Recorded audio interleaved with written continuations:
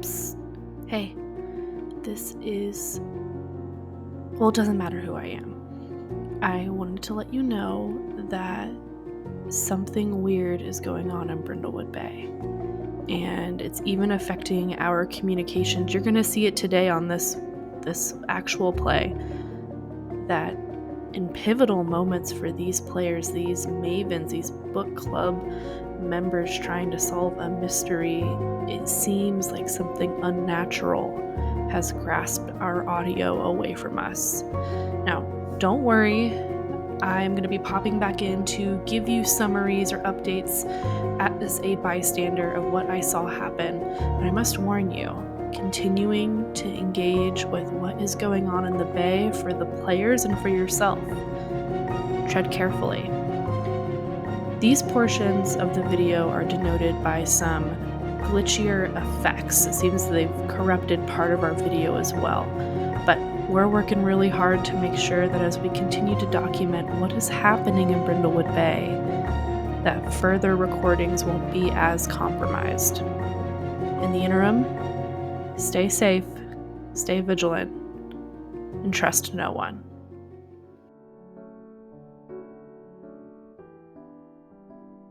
Let's do this one. All right. We're going to welcome to As It Is Below, a Brindlewood Bay Actual play hosted by Looking for Mom, ttrpg. A special greeting to anyone who's ever watched Dragon Tales or Cyber Chase. PBS kids, we salute you.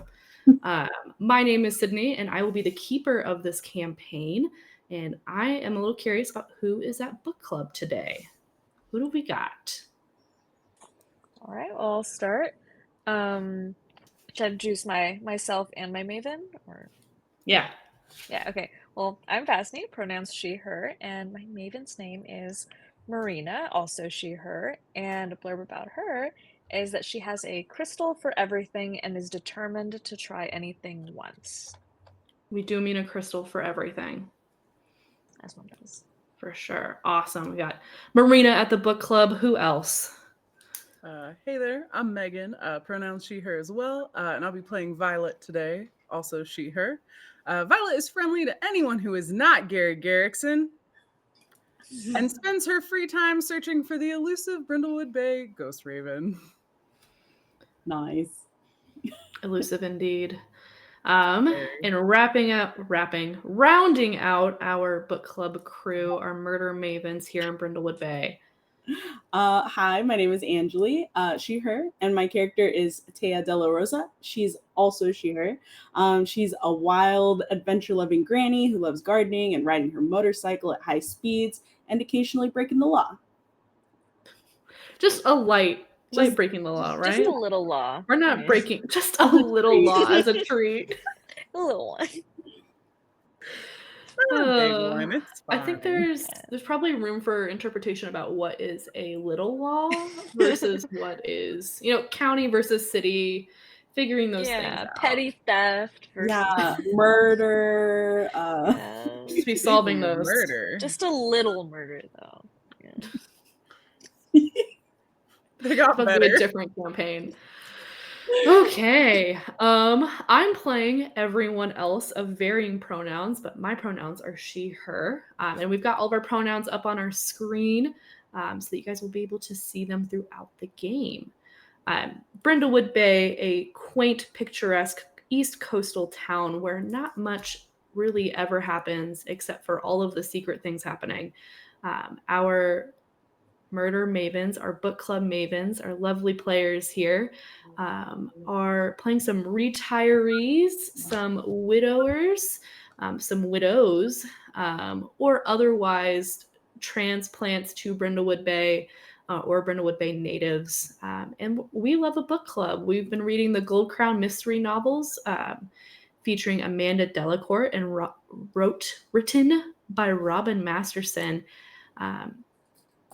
And while this group gets together for mostly book club related activities or margaritas in the garden, recently been called on more and more to assist, overview, maybe otherwise stick your noses in places where it might behoove the local law enforcement to not be so loud. But that's totally not what we're doing today here in Brindlewood Bay. It's an off day. You guys finished up book club really early because your meeting space had to be rented out for a childhood party based off of Rainbow Fish, the book. A bunch of kids ran into your room wearing rainbow fish costumes and fish costumes in general as you guys all left. You guys had plans after book club today. And we follow our Mavens through town. Maybe you guys go on a break and come back. But as we cascade over dock workers, past newly arrived summer interns, and the ever-growing flock of the Bay's busybodies, we find our Mavens in the woods just outside of town, where the cliffs separate themselves from mere hills. An abandoned quarry sits with a pond and all sorts of manner of detritus and trash. A bird lands on a tree limb, and we see the three of you standing amidst midday dew here outside of Brindlewood Bay. You've walked through overgrown hiking trails. No one fell and broke a hip, thank goodness, and past abandoned, dated coolers and fire rings to find yourself here at the edge of the quarry trails, a set of crisscrossing, winding footpaths connecting Bonfire Cliff to the pond below.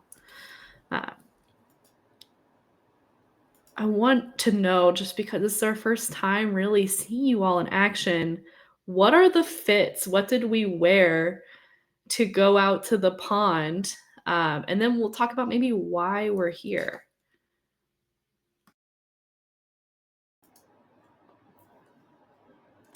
Well, I think Violet's got some very practical hiking pants with lots of pockets.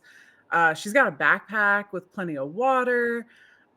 She probably also has some of those like hip pouches. And in one of them, she's got her binoculars are definitely around her neck. You never know when you're going to see a bird. Like, gotta be ready.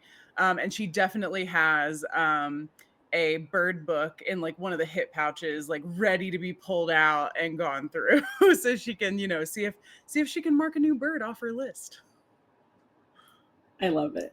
I feel like Thea's also in the same sort of build in terms of outfit. She's probably wearing like not hiking pants, but like overalls, like very hardy brown overalls, and like just the very cool like linen shirt. And then of course her leather jacket on top with like a whole bunch of pins and like buttons and stuff, and a little pin that says like "I love gardening."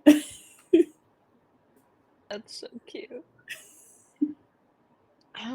I think Marina's wearing like one of those like big one-piece like jumpers. That's just like really multicolored and kind of has her hair like braided like in two braids. And maybe has like a bucket hat on, and So just and just slip on shoes, because any opportunity to like get feet in water and just like grass, she'll like take it in a second. So just anything that's easy to like slip off. I love that. I love the bucket hat, especially for Marina. so cute. So good. You guys have been to Bonfire Cliff and the Quarry either together or separate, off and on, depending on whether you've lived here your whole life, like Thea, or you are more recently moved here to Brindlewood Bay. Those several things aren't necessarily going to catch you off guard. This place sometimes is a little trashed. It is locally known as where you go to do the things you don't want your parents to know about. And teens and older adults alike often find themselves here at the quarry or at the pond or just around a Bonfire Cliff to have that sense of freedom that sometimes the touristy bay can't provide. The unofficial swimming hole has greeted you. You guys are at its edge. And I'm curious, for any one of you who wants to answer, one of our establishing questions is an old ritual in Brindlewood Bay entails teenagers making wishes about their futures and throwing a stone into the quarry every year on the anniversary of the wish until it comes true. One or more of you has made a wish one night shortly after moving or growing up here in Brindlewood Bay. If you want to share what you wished for, awesome. But I'm more curious, what chance does it have of coming true? What memories are brought back as you are here today? And is this the anniversary of anyone's wish?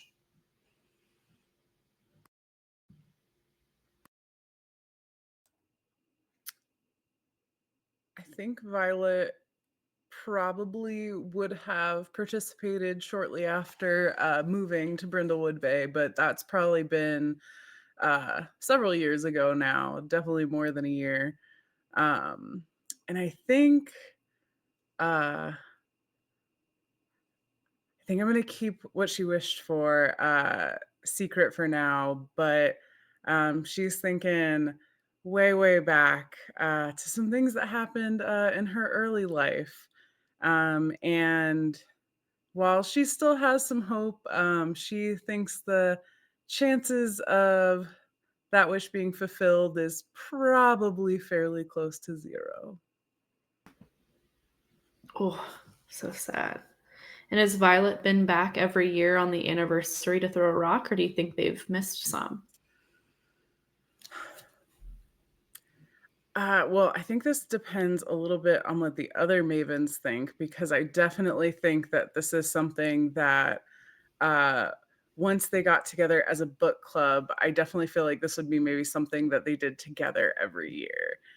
So it probably wouldn't have been on exactly the same night, because she probably would have done it just when she heard about it initially. But I think after that, she probably would have joined in with her friends. Yeah. Okay. I love that we immediately started out with like, this is bittersweet and this is much sadder. I love it. You know, I love a sad moment. I eat that shit up. A little So present. good. Um, oh, oh, Violet. And I know what you're talking about. So Man, anyway, I want to know you'll now. get to know later. What about Thea? Taya's wish has come true, and she probably is coming uh, at the anniversary of her wish coming true, but she's sort of like, if we look at the scene right now, she's probably like hanging back a little bit. She has her like jacket tightly bound against herself because she lost that wish. So it's definitely weird. Like she's feeling happy but also sad. Again, that bittersweet sort of tinge to it. Does Taya believe in this like magical like theory of coming back and throwing a rock every year? Oh yeah, absolutely. And she was like religious about it. Interesting. Got their wish and lost it. Oofda. All right, Marina. How you doing? Yeah. I think, yeah, she for sure has gone. Like, I mean, I think any opportunity to do anything like a little stitious, um, definitely gonna take it and like double down, like for the especially for like the just in case moments. And this one would have been hoping to see somebody again in a dream that she hasn't seen for a very long time. She's hoping that they'll make an appearance at least in their dream, at least for a little bit. Um, but this has been something that she has been wishing for years now, and hasn't come true. But there's a little like, spark in her that hopes that there's still a chance, and I don't think she'll stop trying Oof. just in case. You So guys I all came and said, make me as sad as possible. I have a question for Marina. Does she pick out a rock there, or does Marina bring the most perfect, like, blessed crystal that's been like planned ahead of time? A blessed crystal. She'll like leave it out on a full moon and like do like probably like multiple full moons. Like I just thought like probably like pick it up, like find the prettiest like pebble or something there, and then put it out on every full moon until the next year. Aw. And those Okay. Well, oof. Vasni, I need you to mark down that you're gonna get like basically our version of inspiration, which is one free advantage for making me nearly cry. Oh, It's so beautiful. thank you. It's sad. You guys all did sad, which makes sense. Knowing the three of you and just the nature of older women reflecting on things that they want the most at this point in life and what they've wanted for a long time. Brings me back to, why are we here today? Is it someone's anniversary, or did we come to Bonfire Cliff and the pond for another reason? What do you guys think? Leave it up to you.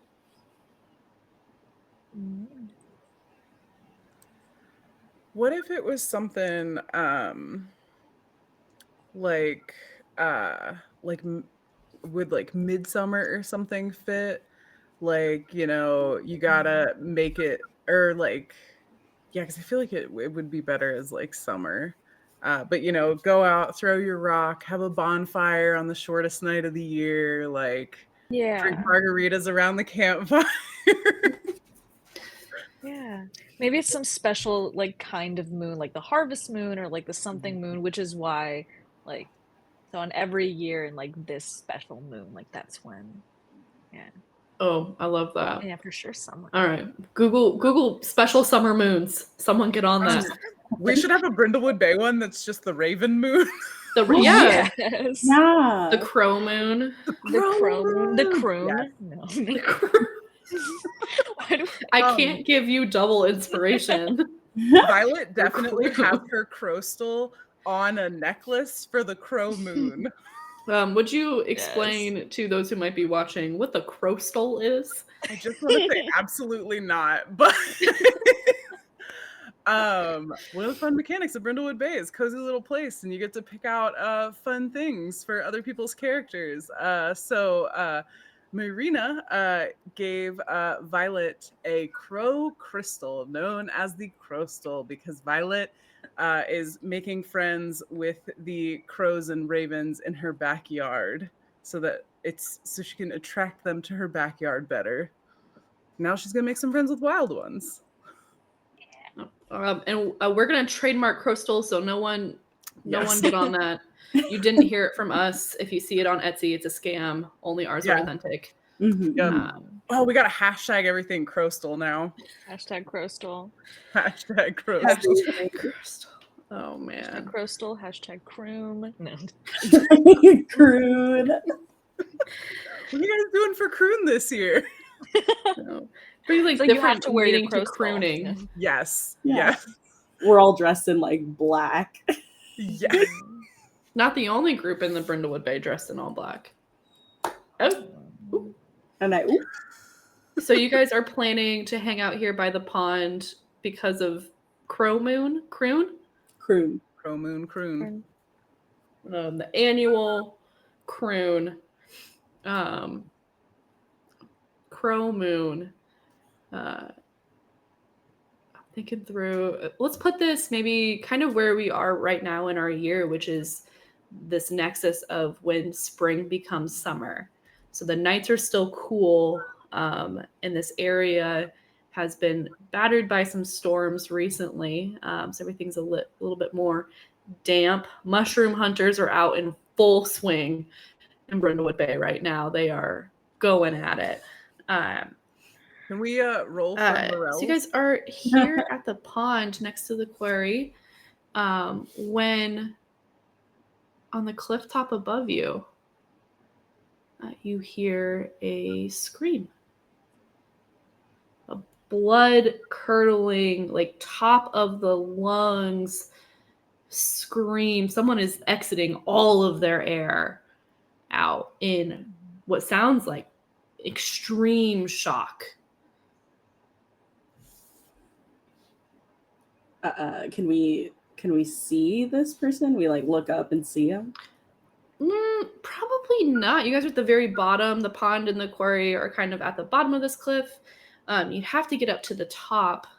Those of you who have been around here know that the trails are overgrown, but not too steep or treacherous. Just a good workout while the sun is still up. So you could head up there if you would like.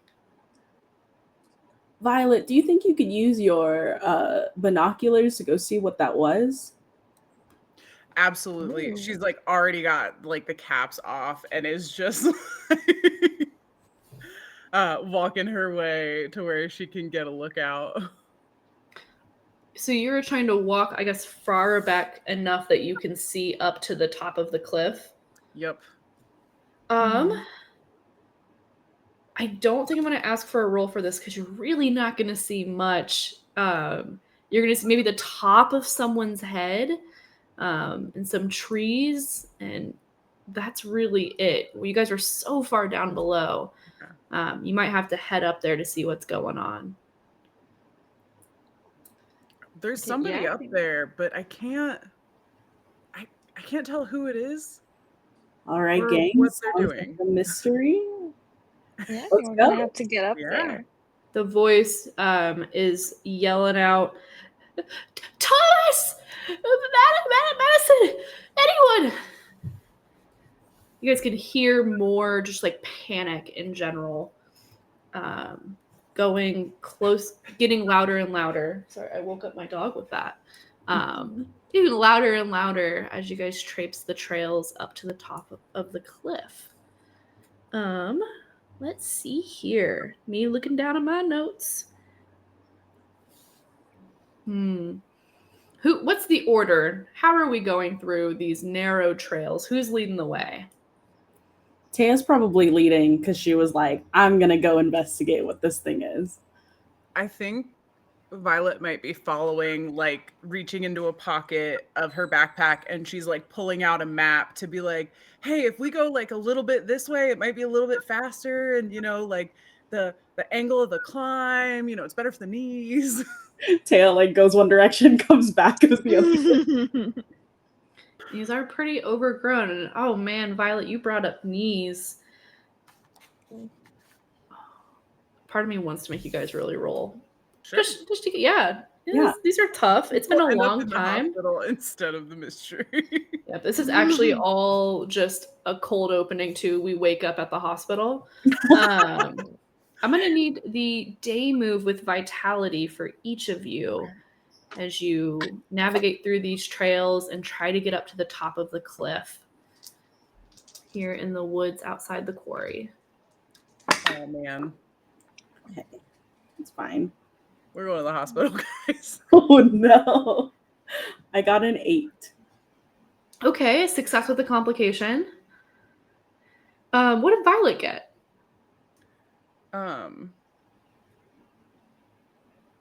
I had a blonde moment. It's 1 dice, right? Because it's not advantage, or is it 2? It is It's 2. Okay, hold on. 2d6 plus your vitality. I've forgotten everything I know about this game. Well, it's better than it was, but that's still only going to be a 3. Ooh, Okay. Nothing. Oh. We're coming back to that. Yeah. Marina, Okay. bringing up the rear. What'd you get? 6. Okay, awesome. Can never mind. Go ahead. No, we're gonna let it happen. I You guys can put on crowns for this later if you want, or use the gold crown mystery move. But Violet, in the middle here, I think your 3 is probably what makes Marina's 6 happen. So I'm gonna hand those narrative reins over to you. going up these trails, you mentioned being, worrying about your knees. What's really going through your mind, and how do you just not hack it? And how does it affect Marina? So I think it probably starts because I'm thinking Taya's just like booking it, like the most direct route. And Violet's trying, like she's like, like she's like looking at the map and like the topography and trying to figure things out. And as she's looking between like Taya and the map, I'm thinking she's maybe not watching the ground as closely as she really should be. And I think I think she probably at maybe not the greatest point in, the I was gonna say trail, but like as they're bushwhacking across, probably trips on a tree root pretty good. And in her effort to save herself, like windmills really hard and like super overcorrects. Just she's got the backpack on the back and just falls directly into Marina, and it just they go down. Yeah, fascinating. Anything to add on Marina's end? You see Violet coming your way. Yeah, I think for a sixling girl, she'll try to like break her fall a little bit and like maybe sees her stumbling back, but ultimately, like, yeah, they both definitely like crash down. Incredible. Thea, you rolled an 8, which is not a full success. But you have this opportunity to either be unscathed in this moment or try to stop what is happening behind you and maybe take away one of the conditions that's about to get dealt out. Oh yeah, she's absolutely gonna try it. Like I imagine like a slow-mo turnaround, like no, and then a reach out, probably trying to like catch Violet by any sort of clothing because she's like the closest. So Okay. All right. Tay, you reach out and you feel this like tug on your shoulder, like in your shoulder from grabbing what I imagine is the back of a shirt or a birding vest or something that Or like part of the backpack. One of yeah, those you grab the straps. backpack. yeah. Violet, you have fallen enough to definitely take Marina down, but part of you landing on top of her is prevented by Thea grabbing the backpack. Marina, kind of the unlucky soul at the end of all of this train, as you hit the ground hard, what do you think is the condition here? I can give you suggestions, but I'm going to let you choose first. What does it feel like to just hit that hard? Definitely like like the impact gets you a little winded. Mm-hmm.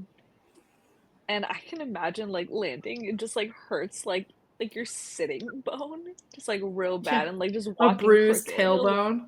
Yeah, a bruised tailbone, and just walking like a little not as spry as you'd like to. Yeah. Would you go ahead and add either bruised tailbone or tweaked back to your conditions? I'll go bruised tailbone. Conditions in the game are a mechanic that can impede Mavens in doing what they really want. Marina, probably until you get that taken care of or until you kind of work it out of your system, I'd imagine future vitality rolls might be really tough for you. We'd be rolling with a disadvantage. Yeah.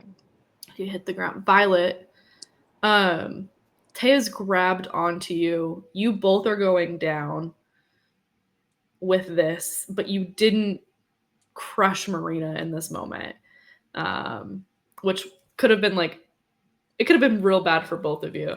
I think your part of your backpack gets ripped. Oh no. I think with her falling backwards, I feel like the strap on her shoulder probably would have been the easiest thing for Taya to grab. So I think it probably like rips at the bottom, and that strap is She's gonna be like, you know, a high school One kid shoulder, again, yeah. just one shoulder strap. Oh, Violet, I'm so sorry about your backpack. Oh my gosh, it's okay. Marina, are you okay? My backpack's fine. No. It's okay. Are you okay? No, it's I'm so okay. sorry. It's The okay. roof It's wasn't just on the it's just map. a little Taya's bruise. gonna like run up and help Marina up. I'm saying like it's just a little bruise. It's just like on the floor, like fully extended, and all. Violet's gonna throw her backpack down, she's gonna pull out like half the contents. Like water bottles go flying, bird notebook goes flying, like backup water bottle goes flying, snacks go flying. There's probably a flask that goes flying at one point. And she pulls out this like stupid first aid kit and is like, I know there's a little like the cold pack in here. Let me just like pop it and you can put it on and maybe it'll help you like feel better as we like go along. Oh my gosh, I'm so sorry. And she like Oh my god, I love a cold pack. I think I also have a crystal for this. And Oh yeah. so I think with the power of both. okay. Taya's gonna like rip the edge of her shirt to create like a bandage around. I love it. Yeah, Next I time think go crystal shopping, I need a first aid crystal for the first aid kit. I don't know why I haven't thought of this before. the three of I think we you had are a used it little. Oh, sorry. Oh, I just said I think we used it last time at some point. Yeah. Just need a replacement first aid crystal. That's Yeah. true. You used it on my hip a long time ago. Yeah. We really need to get a good stock of them. You know, you go through them so fast. Yeah. You need them in bulk. The three of you are a little branch and twig scrapes. Oh, hi, Bindi. I thought that was a sound effect, Sydney. I was like, No, whoa. that was her shaking her little collar with her key tags on it. Come here. See if we can get her to come over. Oh, no, she walked under the camera. It's fine. The elusive Brindlewood Bay Bindi. The BBBB. Not to be confused with the quintuple. With the quintuple B, the Brindlewood Bay Bed and Breakfast and Banquets. Yes. Got it. Yeah, you guys are all a little scraped up from this, but thank goodness no one, broke an ankle or an hip. We've just got, Marina's back and this backpack a little twinged. You guys can probably make it the rest of the way up to the bonfire top of the bonfire cliff. Wow, words. Coming up from a trail that crisscrosses with yours is someone else. The young, spry body of Brad Alstrom appears. Brad's a recent high school graduate with square glasses and cropped hair. He's wearing a bunch of patches on his gear here. And he's got some sort of knapsack with him as he's hiking up these trails. Oh, are you all okay? We're fine. We're fine. As I'm like a little hunched. Taya's like holding her up. We're spry as ever. Okay. And who's the litter bug? And he looks at all of the stuff on the ground. We have to take care of our woods. And he goes to start picking stuff up. It's Mother Nature. It's not litter if you're gonna pick it up. It goes in my backpack. The first aid kit was at the bottom. You know, Have you heard of chemical seepage, microplastics? Yes, as a matter of fact, I have. Great, let's Which get is it all why back all quicker. my plastic is biodegradable and going in my backpack. And Violet is just like shoving everything back in. Yeah, he is actively trying to help you. He's like, Mother Nature is the really only living resource we've got. We've got to take care of her. Even just something out for a second, an animal can get to it, whether it's biodegradable or not. I was watching this YouTube video, and it was telling me, and he's going to keep going unless someone interrupts him. Well, actually, have you seen this other documentary? Because There is so much here. And Violet is going to start talking about other documentaries about things in nature and how they affect birds. You have to be careful about who's funding those studies because sometimes those companies say one thing and do another. And have you heard about, and yeah, he'll converse with you back and forth, non-stop talking, and he'll walk with you, with your group. Within this, he introduces himself. I'm Brad. I don't know if I've never met any of you. I'm Brad. Are you Jenkins' kid? Who's that? Oh, okay, never mind. No. Nice to meet you, Brad. You're a very bright young fellow, and it's very commendable that how much you care about the earth. Thank you. Although really, this is the baseline level that anyone should be caring absolutely. about the earth. I took Truly. my gap year just for this reason, to continue to educate people about the ways that we can be saving our planet. The people, the businesses here in the Bay, you would not believe. And he continues on, following with you guys. He does. My dad's Bradford. I'm Brad Jr. Oh yeah, of course. What do you work for the quarry? Oh no, I was doing my daily nature walk. I come out here every day and try to pick up litter. A lot of kids, classmates of mine even, well, previous classmates, of course, I'm graduated, would come out here and they smoke and they bring all their trash, and this place is a stain. It's a scar on Brindlewood Bay, the way that companies and our townsfolk alike have been treating it. So in my gap year, I've been coming out here just picking up stuff. I definitely didn't do that as a teen. Yeah. That's good. You shouldn't. You shouldn't do it as an adult either. Oh, absolutely not. Absolutely. That's terrible for our health. Right, Marina? No, absolutely. It's so great what you're doing here. You guys need all the help you can get, in your old age. It's maybe sometime I run a podcast, and maybe sometime I could have you guys join on it and share some of the things that you've learned in your years, so I can help maybe change some younger minds if they hear their elders talk about how they wish they would have done better.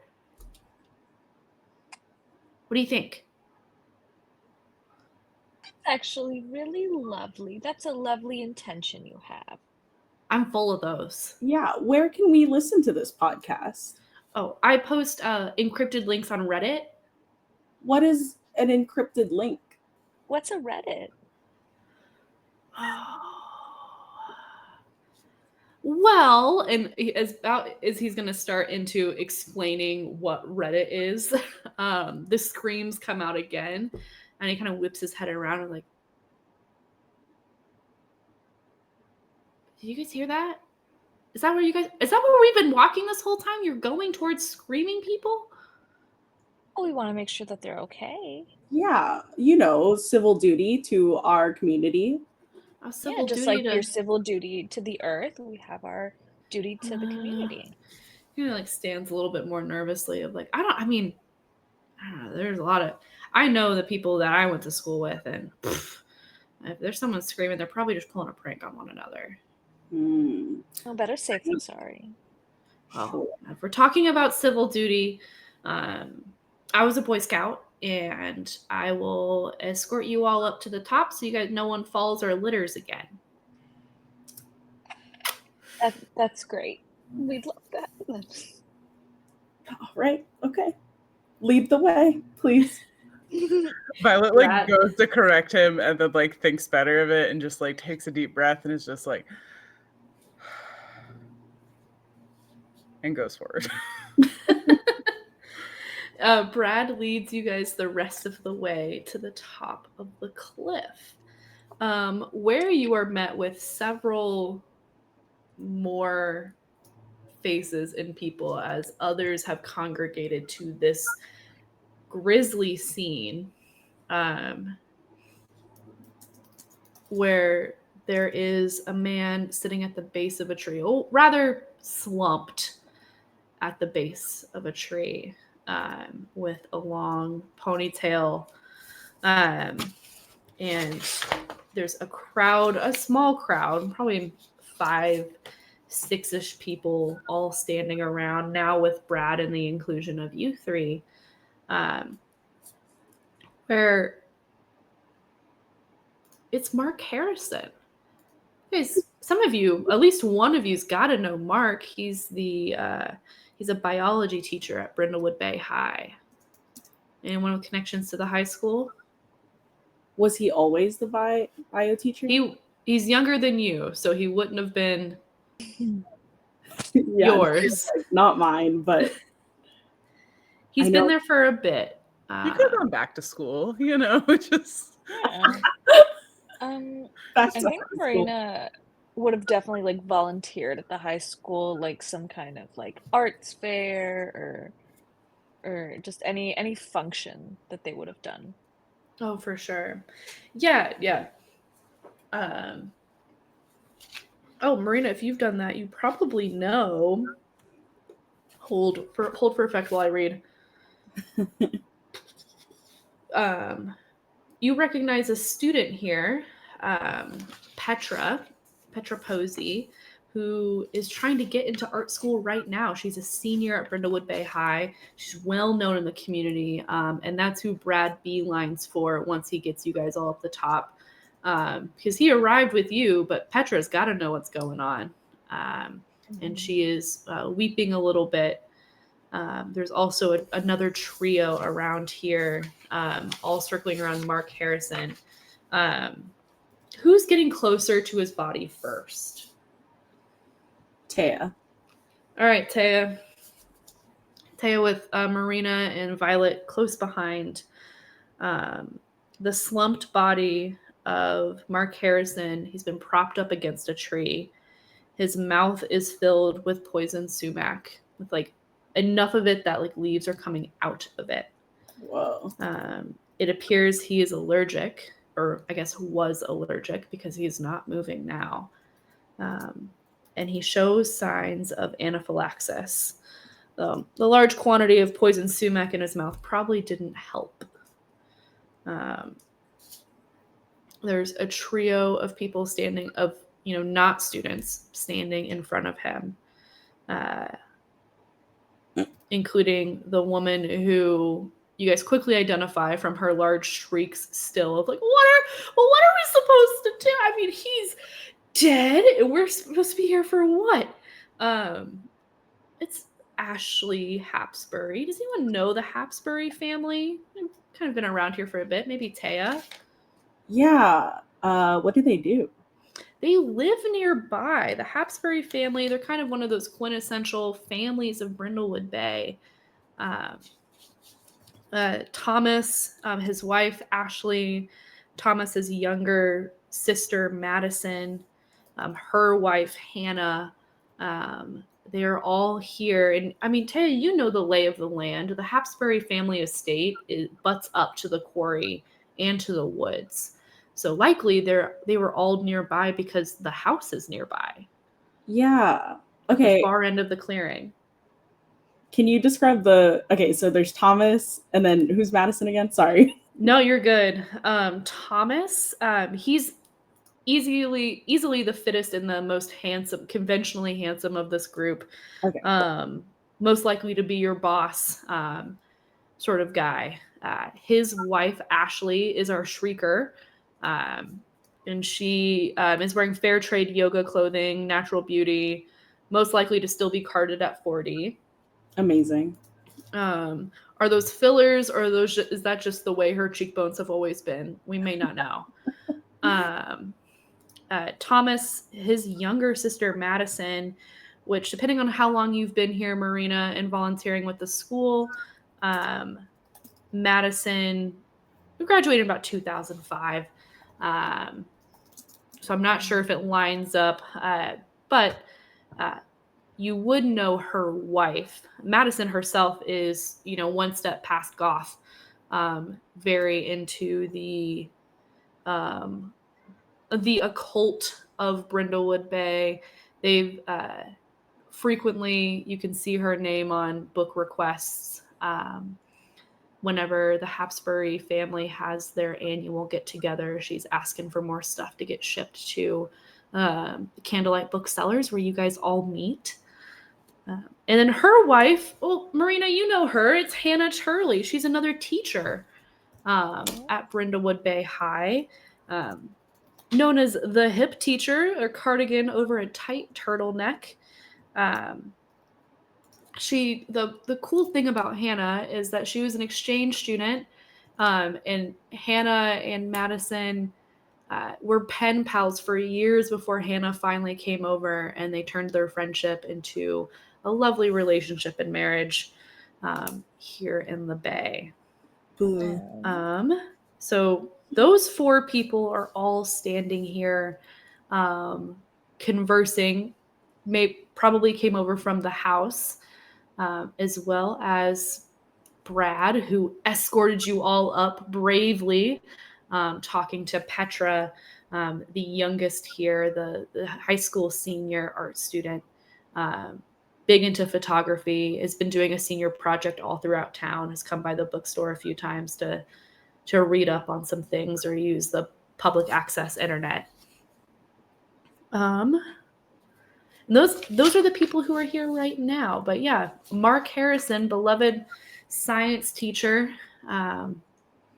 mouthful of sumac, and the three of you. Oof. Okay. Did anyone see what happened? Like, I was going on my morning walk or afternoon walk. And morning is relative. This is Ashley, the screamer, and every time we come out here for Thomas's family stuff, I go on my walk and I circle the whole clearing, and there he was, just like that. And she kind of like turns away to not have to look at him, and kind of regards all of you like, well, did you guys see what happened? Have you been out here all day?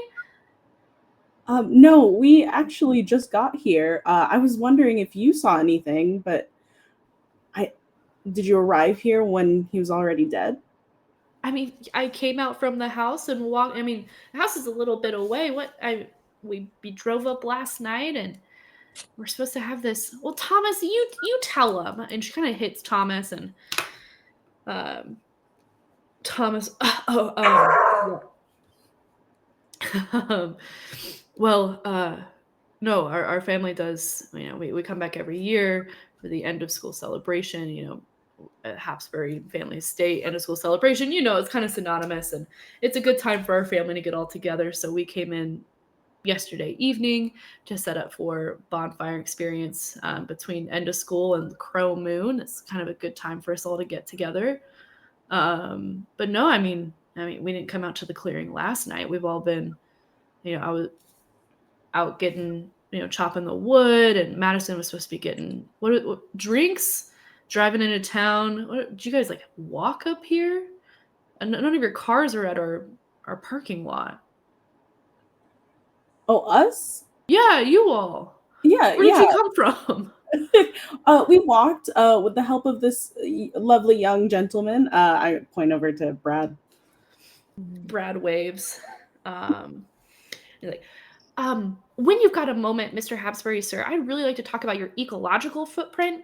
And Thomas just starts talking over him of like, okay, so you all were down at the pond where all the vagrants go, and then this guy walked with you up.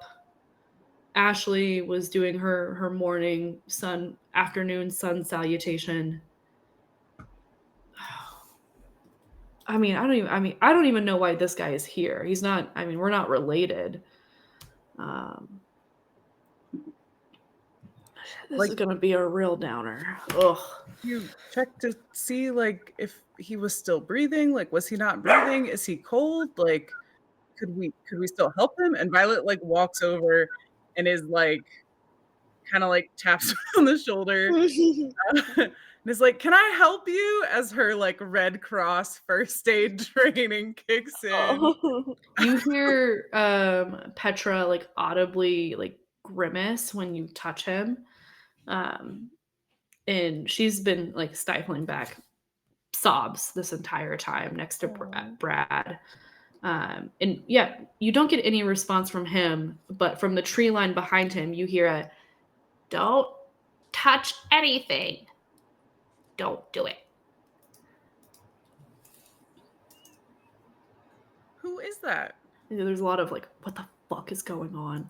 Madison is like, Madison and Hannah are like, Jesus Christ, we hate this place. And out from the tree line comes Carolyn Greenleaf. Oh, Thea, you know Carolyn Greenleaf. Class in 1973. Carolyn comes to us all today with bright red ringed hands and a sign, on her chest, like a paper poster board sign that says, "Thou shalt not disturb." And then it has like a blank of like what you're not supposed to be disturbing. Oh, here we go again. Look at this congregation. I heard a scream, and now we're just poking people. Who are you? We're trying to get to the bottom of it, Carolyn. The bottom She's of just of checking what? to make sure. And she kind of comes out further and then sees Mark's body and is like, well, I mean, he's just as sinful as the rest of you, so serves him. Don't love that. And who are you? Marina, nice to meet you, hopefully. I don't think so. Marina, pay no attention to this crow. She's got a lot going on. A lot of praying for all of you. How close in age is Thea and Carolyn? Let me whip out a calculator. Oh gosh. This is where we make canonical that I can't do mental math if I'm not clocked into work. As soon as I'm out, math goes away. That's incredibly valid. Yeah. I think also Violet is gonna like, while she kind of had her hand on his shoulder, like see if he's like feels like warm or cold. That sounds like a meddling move. Also, you're leaving fingerprints all over this body. She didn't know how long he was dead. Carolyn is 67, so she is right in step with all of you. Okay. Yeah, Thea's 70. I think that's what age I made her. So, and you would have known Thea when Carolyn's only a couple grades younger than you in school, and she's also grown up here her whole life. Yeah. She found her own personal religion at the age of 12 and hasn't doubted it since. She's got a very strict, interesting, particular moral code. And every year or so, she finds a new thing to root out of the sinners in Brindlewood Bay. I want to be so antagonistic. I was just gonna say she's probably not a little sacrilegious. Depends on the religion. Carolyn, like, well, Mark always came out here and tried to talk sense into these, because you got to scare them straight. You can't just be all willy-nilly. And sometimes I think maybe Mark was scaring him out of here so he could have the space to himself. He used to come to this place all the time. It serves him right if he's engaging in nefarious behavior. Well, what did he come to do? You say that and you see her like think for a little bit. He came to do things that Mark does. I don't know. I wasn't his boss. How do you know they were blasphemous? I mean, he's a science teacher. And you hear Hannah, the other science teacher, like audibly like, oh, God. Don't take God's name in vain. Violet, you're touching the body to figure out warm or cold. Yeah, she's like, she doesn't know how long this guy's been dead. Like, she's like, what if they just walked up and screamed and the poor guy, like, could be helped? Yeah. All right, I'm back. I feel feel like I should have some sort of code name with you all. We'll percolate on that a little bit. But for now, in this sped up section, this glitched out video footage from our time in Brindlewood Bay, we have Violet looking over the dead, gagged body of Mark Harrison here in the clearing at Bonfire Cliff, trying to figure out anything related to a time of death. And as Violet goes to touch this body, her meddling is going to result in something interesting. Now, the players in this game do this by a move called the meddling move, in which they search for a clue, conduct research, or otherwise gather information, either from the suspects or the scene itself. To do this, Megan, the player, is going to roll 2d6 and add a modifier. In this case, Megan is using reason, as Violet is using her knowledge of time of death, body temperature, scene of crime, procedures from Violet's love of the Gold Crown mystery novels, a set of murder mystery books that they're reading in the Brindlewood Bay Book Club. Megan rolled these dice, and I believe she got an 11, in which they found a clue. Violet, her character, uncovers on Mark Harrison in this moment half of a locket. It makes you think, who has the other half? And why was it so special to a science teacher to keep this little locket on his body? Yeah, you find this little locket on him. What do you do? It's half of a locket specifically. Yeah. Does it look like when you say locket, it looks like it opens then? Or is it like one of those best friend hearts? What do you want it to be? Well, I want there to be another clue in it, so I want it to be a locket, but I feel like that's a little greedy, so I feel like a best friend heart makes more sense. Are you gonna rip this off of the dead man's body in front of everyone? No, Just to look she's at gonna it? pretend to try to do CPR, and it's gonna somehow fall open. Roll sleight of hand. Marilyn. There's no sleight of hand in this. Okay. Get the D&D Switch terms into out of here. D&D. That's an 11. More. No, doesn't count. Illegitimate roll. It's My like a dice best. tried. It's like a heart half. Okay. Okay. All right, so no panicked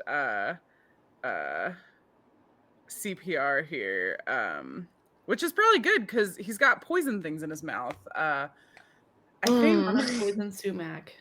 yeah, I think, I'm not sure how long he's been here, but it definitely doesn't feel like, unfortunately, there's, I don't think CPR would be effective at this point. And I don't think you should try, Violet. I think it's a bad idea.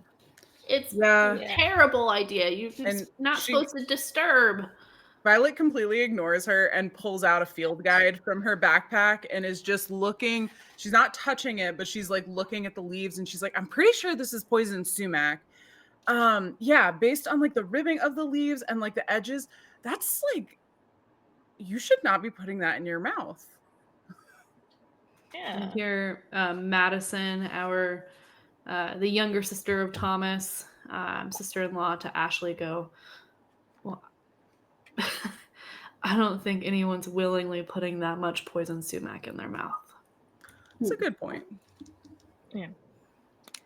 Is that something that's found like here in That's Yeah. what I was Australia? going. Yeah. Okay. Yeah. Brad goes, oh yeah, there's a lot of poison sumac. It's a native plant, which is why we shouldn't root it up. We should just let it be. And if you're disturbing it, and that's on you for getting a rash. And Petra hits him. It feels kind of a little insensitive to say that in front of their dead teacher. She's like, would you just shut up? Would you just shut up for 1 minute, Brad? Shut up. Mark would be proud that you've retained, you've learned so much plant knowledge from him, Yeah. Brad nods, but he's looking a little like wary of Petra next to him, who just laid into him. Violet will pull out like a handkerchief from her never-ending backpack of supplies. And she'll hand it to Petra and Oh, thank just, you.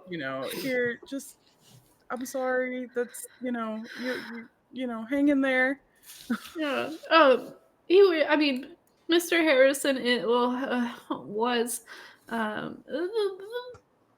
the best teacher at the school. I'm sorry, Miss Turley. I mean, you're great too. She looks over at the other teacher here. It's just Mr. Harrison. I really just kind of. I mean, he come out. He listened to us, you know. Sounds like you really connected with him. Yeah, he was pretty good. He was a good teacher, even though I'm not all about that science stuff. You know. Would you happen to know anybody who didn't like him? Who wouldn't like Mr. Harrison? I mean, I agree, but someone clearly didn't. How would I know that? Kids talk, right? Yeah, they say what teacher they think sucks, what teacher they like. Yeah. Where you see anything in the halls, teachers conversing. Yeah. She's just looking back and forth between all of you. Who's gonna roll me this meddling move with presents right now Oh, to try to get a clue out of a sobbing teenager? Oh. I have a zero Violet. presents. I also 0. You're just saying that because I have presents. Yeah. You didn't give her Kleenex. Something, I'll lift something. Yeah. I think I think in this moment maybe we'll see how the dice think, but maybe she'll turn to Violet because Violet's like letting her talk. Like she's a quiet shoulder. All right. Let's see if the dice like it. Oh, that's not bad. That's a 10. 1 second. It's a 10. Hey, it's me again. We've got another piece of our video that has been sullied by these forces in Brindlewood Bay. The Mavens just rolled another meddling move, this time for Petra, to try to get some information out of the Star High School student found near the scene of the crime. Now, Petra seems to have a really positive point of view of Mr. Harrison, and in this footage that, again, something dangerous in Brindlewood Bay is keeping us from releasing to you by corrupting it. We learn that Mr. Harrison wanted the best for each student. That not only would he come out here and try to talk them out of some more nefarious or poor choices, but he also took the time to scrupulously edit college entrance admittance essays. Now, in this little exchange, we learn that Petra, while being a star student, received an essay back that was pretty much torn to shreds in editorial commentary and punctuation fixes, while Brad, the student taking the gap year, seems to be really dismissive of Mr. Harrison in general and doesn't really seem to buy or appreciate the work that Mr. Harrison is putting in outside of his normal job. In this exchange, Marina, one of our Mavens, really starts to see Petra's feelings and empathize with her. And it brings her back to something that she's seen before.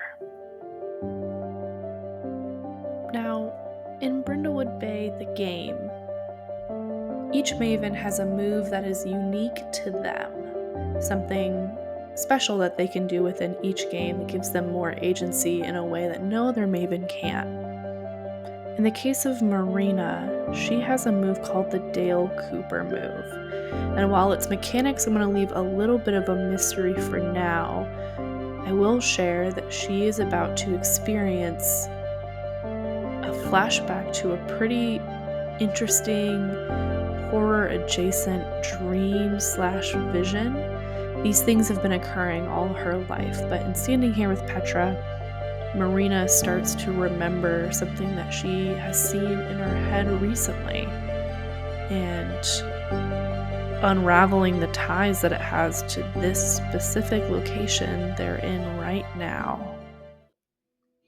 Marina begins to remember a dream that she's had recently, where instead of being her current age, she is 18, walking along a beach from her childhood that slowly shifts into the beach here at Brindlewood Bay. It is dark and windy and cold. And in her walk, feeling this youth, she sees something peculiar in the sand. The stone that I know that I have been cultivating for like a year and like setting out in the moon. So I find it there, but I recognize it. I've been like caring for it, like, and it doesn't belong there. Yeah, even though this is your young body, this is your current mind in your current place. Thanks, Bindi. You pick up that stone and feel the weight of it in your hand. And I think as you do, this vision dream shifts, and the moon goes away. And the brightness of this moment fades, and the stone in your hand is getting warm and warmer and warmer. Marina, it is hot.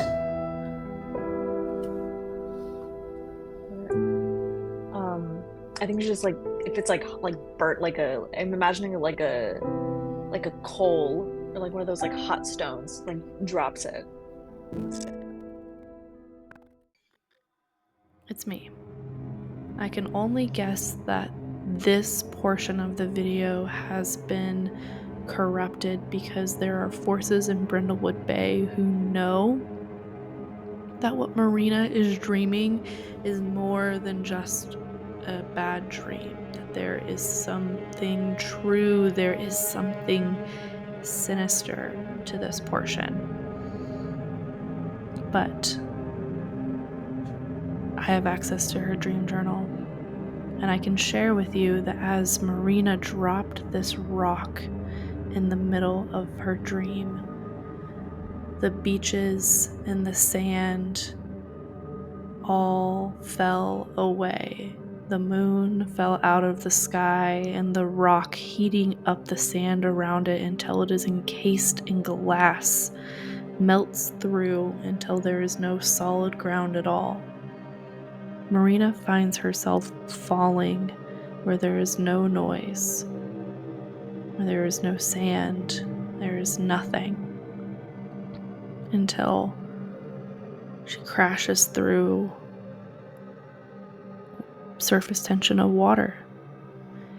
And Marina is sinking in a pond, the very pond at the bottom of Bonfire Cliff, the pond near the quarry where they all came to throw their rocks originally. And as Marina sinks and the light fades away, sound comes back to her. Not the sound of water or thrashing, but the haunting, echoey, discordant tune of an old sea shanty as ghostly sailors march up over the pond and through the quarry. Frightened and grieving, Marina reaches out for this rock she has tended to, some version of her at least. In the future or in the present, we're unclear. And as her young hand in the stream grasps onto the coolness of that rock, she wakes up. A bad dream can just be a bad dream. The part that is perhaps the most unsettling in this scenario is that Marina woke up with that stone in her hand. As Marina snaps back to present day here after recalling that vision and dream, she finds herself standing with her fellow mavens, Thea and Violet, with Petra, this crying girl in front of her, and having just relived some sort of semblance of being that age and being that unsure and scared. Marina is a little rattled, as these visions often create a sense of unease.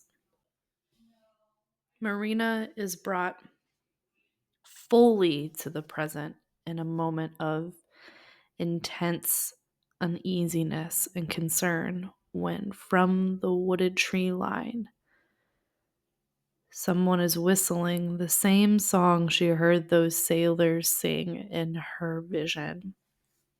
A little updated, not as discordant, as another suspect enters the scene.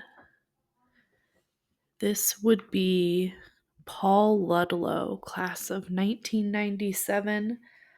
Paul is a contemporary with Thomas and his wife and had been out here after recently moving back to the bay following a divorce. Hiking up on the trail, he comes across our mavens and everyone here in a bit of startled shock. Not quite sure why everyone is gathered.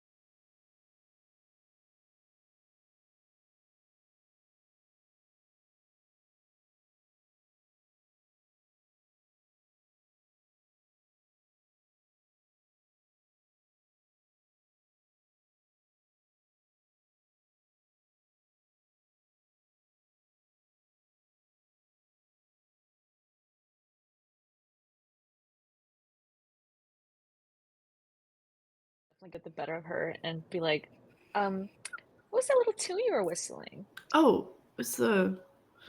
It kind of like goes through it and finds the words, and we fight till we win. The Brindlewood Bay High fight song.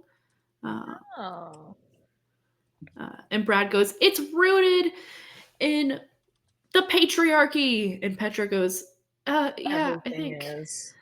And Paul goes, "Well, it's the. I mean, it's the end of the school year, and you know, they keep putting it on those radio ads about making sure everyone chips in for the graduation magician, and I don't know, it's just been stuck in my ear lately." Hmm. Interesting. Yeah. And Have you Thomas heard is it like, before? "I remember that fight song," and then they like Thomas starts like singing it, and Madison is like, you can't with him." And Madison and Hannah start talking as Thomas like sings the whole fight song in front of you all, and Brad jumps in on it.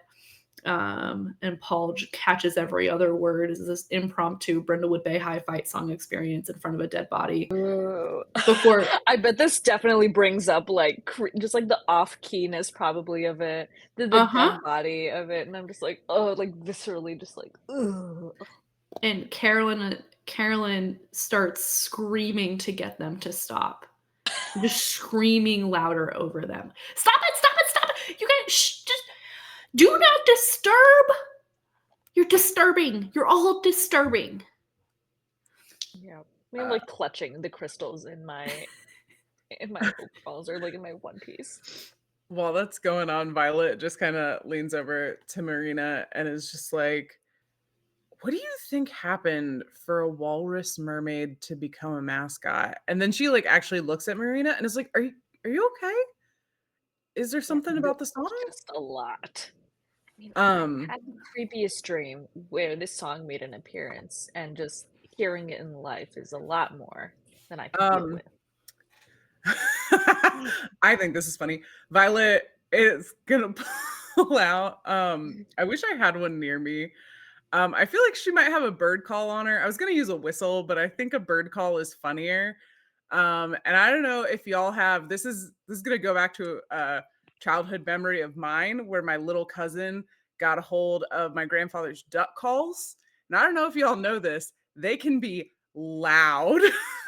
They are meant to be heard. And Nice. Violet is just gonna like blast this bird call as loud as she can in an effort to get them to stop because Marina doesn't like it. So in this scene, Madison and Hannah are complaining about Thomas. Thomas, Brad, and Paul are all singing the fight song.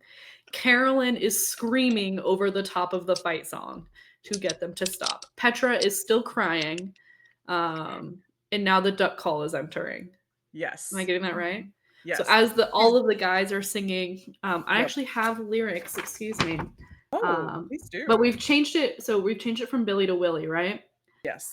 Give him hell, Willie. Grab him by the neck. Push him down. Make him drown. It's time to swap the deck. So they're like chanting that. Carolyn's screaming. It's a very like aggressive fight song. Thea's walking and is like, what? And then you just hear a duck call. Yeah. Violet. You just like blast it, just like quack, quack, quack, quack, quack. Oh, okay. Violet, I'm gonna make you roll. Not to like do your duck call, but for its ramifications. It's gonna be a day move. Okay. It's gonna be with presence. Okay. What are you worried will happen or concerned might happen whipping this thing out? I mean, ducks could fly in. That could be problematic. There's the lake nearby. And I don't know, that's probably not good for a dead body. If there's somebody else around, because like there's a murderer here. I mean, it could be one of these people. There could be a murderer in the woods. It might bring them here. Because, you know, obviously they didn't want to come over for the sea shanty, but ducks. All murderers like duck calls. It's just science. It's just science. The FBI has been using this technology for years. All right. Okay. That's gonna be an 8. Here's the proposition with your hit butt. You're gonna make some enemies doing this. Okay. You have some people not really jive. And if you're willing to accept that, go on. Yeah, I think she's willing to accept that because like Marina's upset. This is her friend. Like she doesn't need this. This isn't her dream. Like she doesn't need this in real life. Absolutely not. All right. You blast that duck call. The chanting stops. Carolyn's screaming takes a little bit more, but then she stops. But it is Brad who tries to rip this duck call out of your mouth. All you had to do, she like rips her hand back. All you had to do was stop singing. All you had to do was stop singing. You are upsetting my friend. Now is not upsetting the natural order of bird migration. Are you kidding me? You watched the documentary.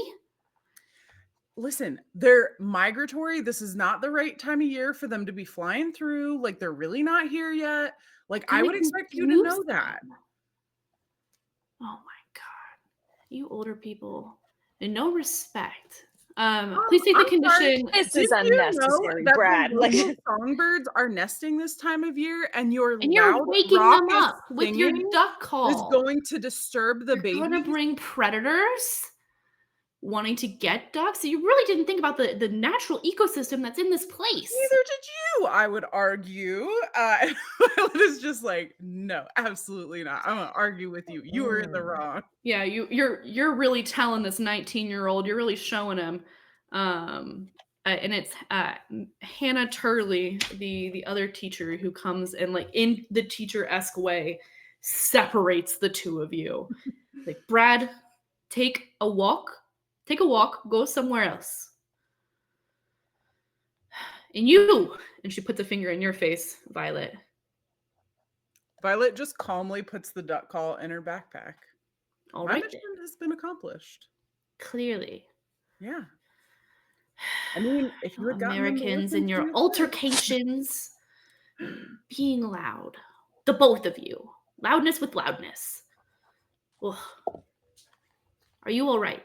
And she looks at Marina. I'm all right.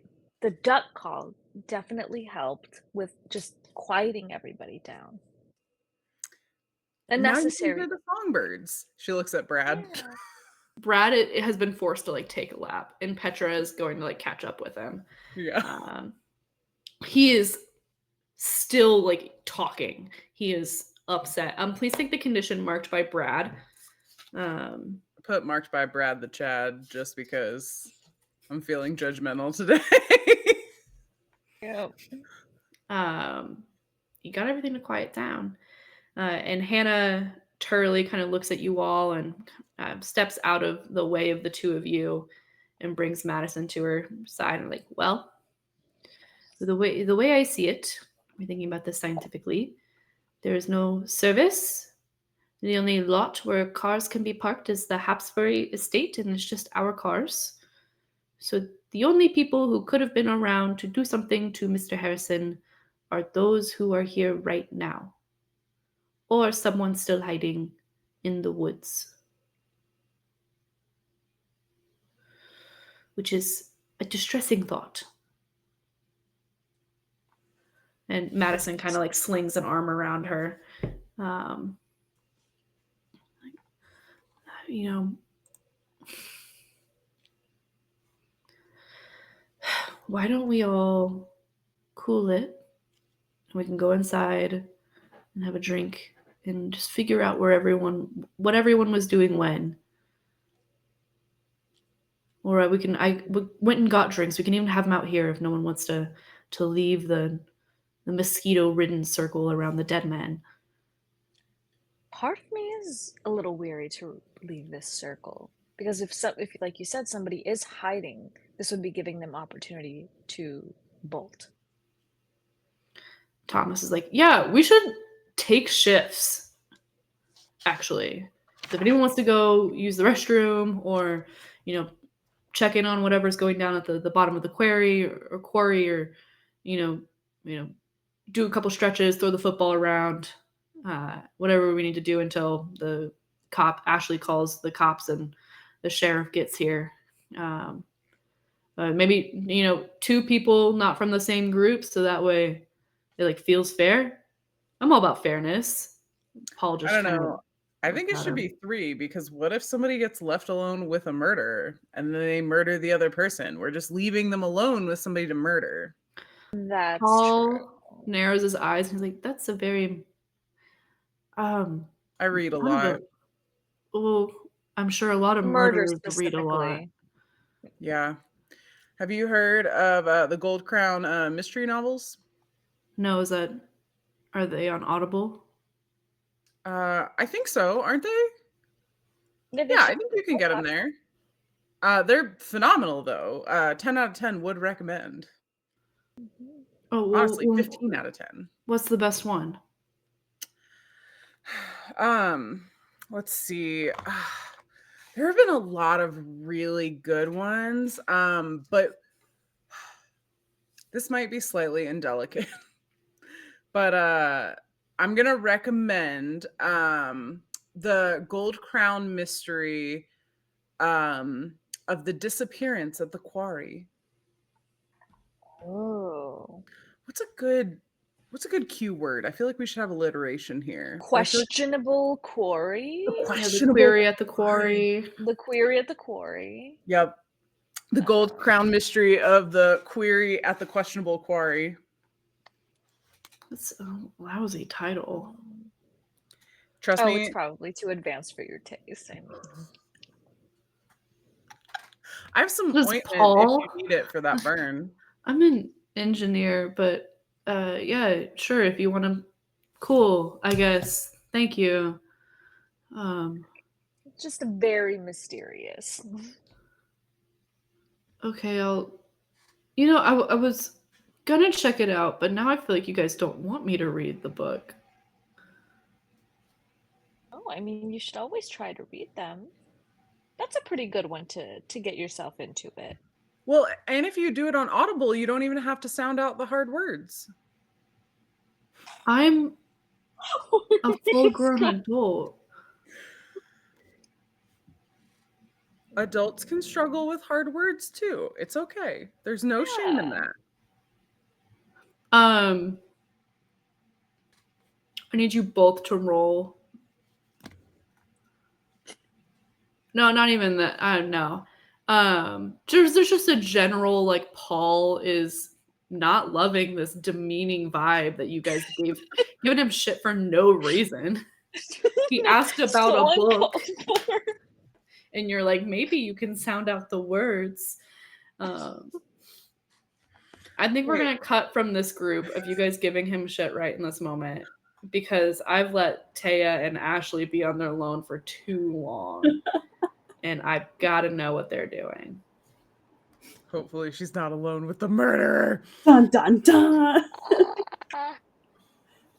Thea, you're walking with Ashley, who's probably a foot taller than you at least. Yeah, in her Thea's fair trade yoga pants, and her big high ponytail and her even higher collarbones. Not collarbones, cheekbones. Imagine if your collarbones were that high. That'd be the Really stuff. pronounced. Yeah. No. She's calmed down a little bit in your guys' walk. I don't know. I just sometimes, I mean, your town is lovely. It's just, I don't know why we keep coming back to these things for Thomas. Do you? So you said, or your husband said that you guys live in Boston. Is that where you're from as well? No, I'm from here. We moved to Boston when we got married, and we come back every year to visit his mother, and do this whole family reunion thing. And no, I mean, it's nice. I got to see my parents and remember all of the interesting parts about the Bay. I mean, it sure is exciting. It is maybe the most exciting thing, and it's horrific. Exciting in the bad way. I mean, it is a little creepy, but I personally find it a little adventurous. You finding a middle-aged man with his mouth full of leaves dead while you're out hiking, not creepy, but adventurous. That man's life doesn't exist anymore. I mean, if you put it that way. That is the way that it is. What other way is there to put it? That we have a mystery on our hands and we have to find out who did it. That's for the law enforcement to do. The way I see it, it's creepy to me that you're so interested in treating this as a mystery. I mean, that is a dead man. That man had a life, and now he's dead, and this is something for you to solve? I mean, people come and go, of course. We got to make the most of what we have, right? Okay, it does sound like I am the murderer, but I am not, I promise. Oh, I wasn't even thinking about, I was just thinking how, lackadaisical you're treating this. I mean, a man has died, but now, I mean, you could, oh my God, you could be the murderer. She started putting some distance between the two of you. Thea just scrunches down a little bit more just to show off how old she is. You could stuff leaves in a man's mouth. Could I? I mean, look at my hands, and I hold my hands out. Do you think I did it? You have an I love gardening patch, and it was leaves in his mouth. I love flowers. I don't love whatever plant is in his mouth. So you know what it is to not love it? I mean, doesn't everybody? You know what it is. No, I don't know plants. I know software. I know foster systems. I don't know plants. Okay, yeah, you're right. You don't seem the type. Sorry about that. I'm gonna I'll wait out here. Oh wait. And she turns around and she's gonna yell for someone else to come. Okay, I just wait. Thomas, Madison, anyone. I'd feel better if we'd have more than just me and a stranger using the potty. My name is Thea. It's nice to meet you. And wouldn't you know it, this big clearing that Brad and Petra have been walking around, they've about made it to the estate, and it's Brad that jogs up first with Petra trailing behind. Like, why are you? I'm here. I'm former Boy Scout, eco-terrorist here at your service. She's just a little freaked out. She just, dead body and all that. A normal amount of freaked. This is a normal reaction to have. So you've never seen a dead body before, correct? And you've seen a lot? I used to work in a doctor's office. I've seen plenty. That's, you know how they say, like, sometimes people who are like firefighters are the ones setting the fires? It's not helping that you're like with a doctor's office and you're, now you're here a stranger at a murder. I mean, who says that? That's ridiculous. Brad, would you and hi Percy, Petra. Yes. Maybe we could all just go in as a group. And Brad goes, yeah, we can all go in. I could use a drink of water anyway. Can I look around and like see if there's any interesting rocks on the ground? Rocks? Yeah. Why specifically rocks? Just cause. I mean, there are rocks on the ground. Do you want to get on your hands and knees and turn them over? I'm just gonna grab like the most interesting looking one and stuff it into my pocket. Are you trying to do this unseen? No. I'm doing it in front of everyone. Ashley goes, what's that for? It's just a little rock. You're gonna break my windows and crawl out and then go run away because you're the murderer? Okay, you're a little high-strung right now. Don't tell me how I'm feeling. People my entire life have told me how I'm feeling. You don't get to say anything, possible murderer. She's getting keyed up. Okay. My goodness. If you really want to know, I'm collecting this rock for my friend who I left back up there. And I just want to make her feel better, okay? She a rock collector? Yeah. I collected rocks as a kid. Do you have any interesting ones? Do you still have them? No, I did it as a kid. I'm an adult now. It doesn't mean you have to stop your hobby of collecting rocks. I'm, pretty busy running an entire company and being a foster parent to pick up rocks off the ground. My kids pick up enough rocks off the ground. I mean, that all sounds very exhausting. I feel like if you collected a couple rocks, it might not be as exhausting. We'll see. If you're not the murderer, then maybe I'll take your advice.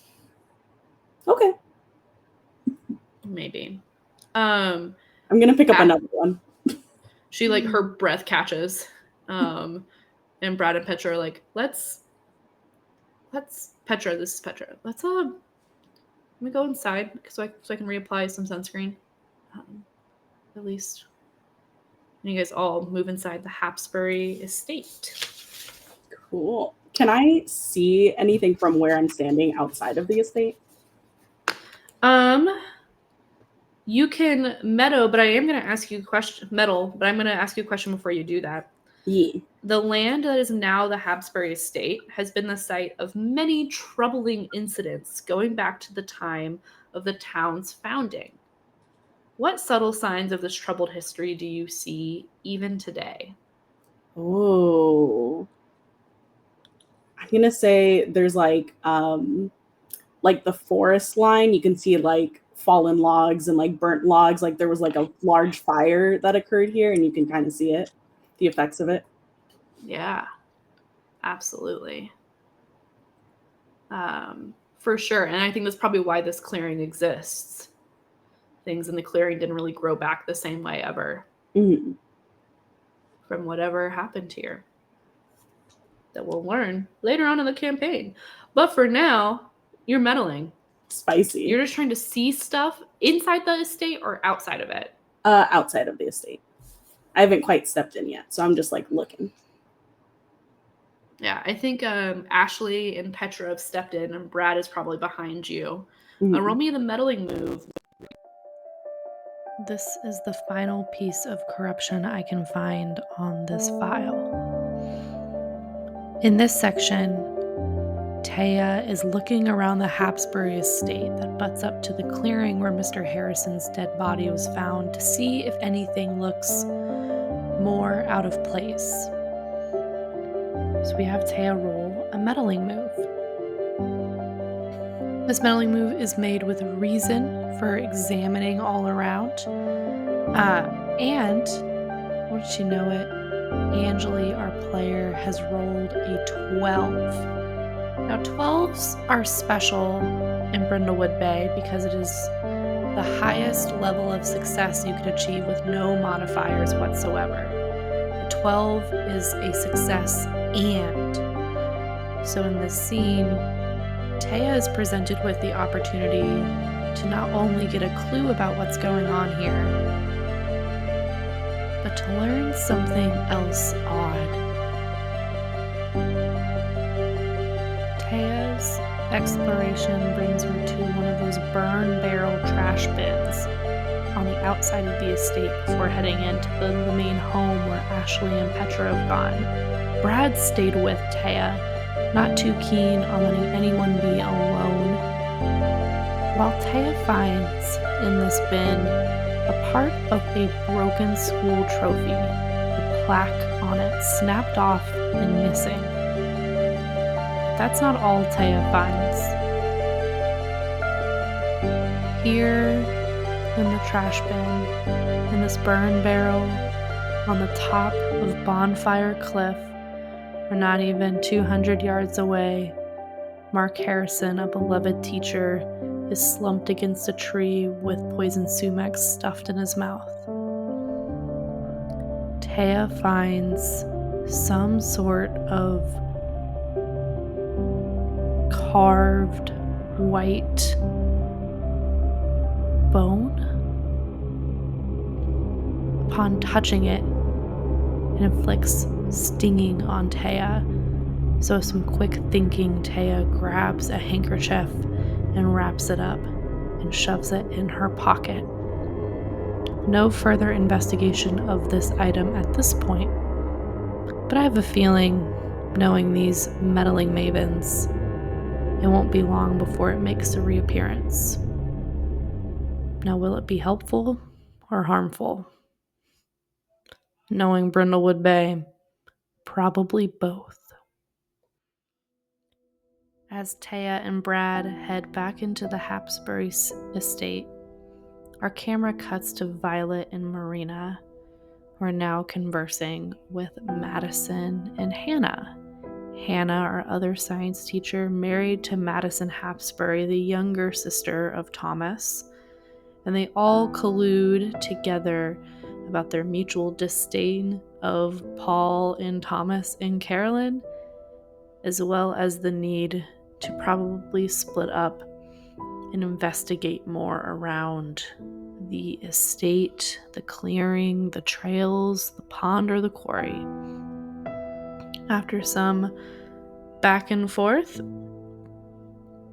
the groups stay as is, and our mavens avoid having to take Paul or Thomas or Carolyn with them as they start the steep trail trek back down to the pond and what lies beyond it. I think that's where we'll wrap. We got some clues. We got some void clues. We had a nasty little vision For Marina, So good. we'll see where it leads. See who ultimately did it and why. And a lot of NPC antagonism right out the gate. A lot of arguing. Paul, Brad, Carolyn, Yeah. Allison. I just need to bring the law enforcement in so you guys can argue with them too. Yeah. Well, that's definitely gonna happen. We should have a sign off. We should. I don't know. How about see you next time for the cult stuff? It's time for the cold stuff. I'm open to better suggestions. Yeah. I'm trying to think of like more safe things because we love alliteration. Yeah. For the that'd be chaos good. crystals and the cult stuff. Oh yeah. Crow moon, The croon, chaos crown. crystals, the crows, and Croon. the cult stuff. I'll percolate on it. Yeah. The Brindlewood Bay Ghost Raven is watching you. Maybe it'll be Yes. rotating. Yeah. The Brindlewood Bay Ghost Raven. That could be a really cool. Yeah. There's a picture allegedly. I think we could even tie in the title. Like we hope like something with "as it is below" being a part of it. It feels very Catholic. It does. Something. What did I? As it is below, and is below with you. And is below with you. I was wondering, it'd be nice to like tie it up with something. You could like change it from each session. So like this one could be something like, "We'll see you next time for the croon crystals and crow stuff." I don't know. How do I do as it is below though? Like, there's gotta be. You could just put on as it is below. Like we could just tag the title again. And now I'm debating, like, do I leave all of this discussion in here? I think we should. It'd be funny. Yeah. Yeah. Put it in the comments what you think our sign off should be. Let's outsource this. Also, put in the comments what you're gonna do for the next croon. We want to know. What are your croon? And what your wish would be. Oh yeah. What would your croon wish be? Croon rock wish. Your croon wish be.